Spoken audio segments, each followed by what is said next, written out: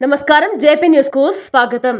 వేదిక మీద ఉన్నటువంటి పెద్దలందరికీ మరియు వేదిక ముందున్నటువంటి వెంకటగిరి పట్టణ నాయకులకి, వైఎస్ఆర్ కాంగ్రెస్ పార్టీ కుటుంబ సభ్యులకి మరియు ప్రజలకి, మీడియా మిత్రులకి అందరికీ ఈ సామాజిక సాధికార బస్సు యాత్రలో భాగంగా పాల్గొన్నటువంటి అందరికీ పేరు పేరున నా హృదయపూర్వక ధన్యవాదాలు తెలియజేసుకుంటున్నాను.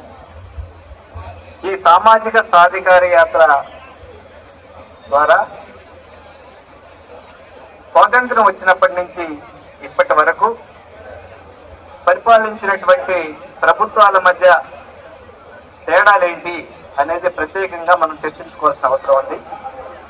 14 సంవత్సరాలు ముఖ్యమంత్రిగా పనిచేసినటువంటి చంద్రబాబు నాయుడు గారు, అలాగే 2019 నుంచి ఇప్పటి వరకు మనం పరిపాలిస్తున్నటువంటి వైఎస్ జగన్మోహన్ రెడ్డి గారు పరిపాలన మధ్య ఖచ్చితంగా ఏం తేడా ఉందో తెలుసుకోవాల్సిన అవసరం ఎంతైనా ఉంది.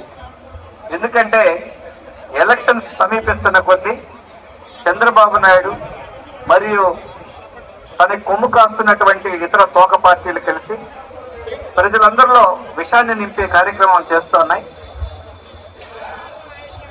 దీన్ని ధీటుగా తిప్పుకొట్టాల్సిన బాధ్యత మన బడుగు బలహీన వర్గాల మీద ఉంది.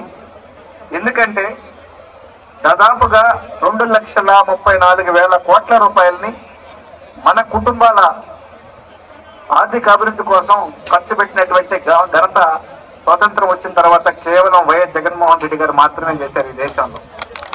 అలాగే నాన్ డీబీటీ ద్వారా 2,34,000 కోట్ల రూపాయలని మన మౌలిక వస్తువుల కోసం ఖర్చు పెట్టినటువంటి ఘనత కేవలం వైఎస్ జగన్మోహన్ రెడ్డి గారిది. చంద్రబాబు గారు పరిపాలించినటువంటి 5 సంవత్సరాల్లో ఏ స్కీమ్ చూసినా మొత్తం స్కాములే కానీ డైరెక్ట్ గా ప్రజలకు కనిపించినటువంటి ప్రతిఫలం ఏమీ లేదు. ఈరోజు నేతన్నకు కానీ, రైతన్నకు కానీ, అలాగే అక్క చెల్లెమ్మలకు కానీ, మన బిడ్డలకు కానీ వీళ్ళ బంగారు భవిష్యత్తుకి బాటలేయడానికి నిరంతరం కృషి చేస్తున్నటువంటి శ్రామికుడు మన వైఎస్ జగన్మోహన్ రెడ్డి గారు. ఈరోజు ఇన్ని సంక్షేమ కార్యక్రమాలు మన కుటుంబాల అభివృద్ధి కోసం ఆయన కష్టపడుతుంటే ఒక పక్క చంద్రబాబు నాయుడు కళ్ళల్లో రక్తం గారుతుంది, అయ్యో పేదల బతుకులు బాగుపడుతున్నాయని. ఒక పక్క శ్రీలంక అయిపోతుందంటారు, ఒక పక్క జింబాబ్వే అయిపోతుందంటారు. ఇంతకాలం మన ప్రజాధనం, మనం కట్టినటువంటి పనులన్నీ కార్పొరేట్ శక్తులకు కొమ్ము కాస్తున్నటువంటి చంద్రబాబు నాయుడు గారి జోబుల్లోకి, వాళ్ళ అన్యాయాలు జోబుల్లోకి పోయిందే కానీ మన బతుకుల బాగు కోసం ఏ ఒక్కరూ ఖర్చు పెట్టినటువంటి పాపాన పోలేదు. ఈరోజు మన బిడ్డలు మంచి యూనిఫామ్తో కార్పొరేట్ స్కూళ్ళకి ధీటుగా స్కూళ్ళని నిర్మించినటువంటి జగన్మోహన్ రెడ్డి గారి యొక్క ఆశీస్సులతో మన పిల్లలు చక్కగా చదువుకుంటున్నారు ఇంగ్లీష్ మీడియం. ఈరోజు బైజూస్ యాప్లన్నీ ఇన్కార్పొరేట్ చేసి యాప్లు ఇస్తూ ఉన్నారు.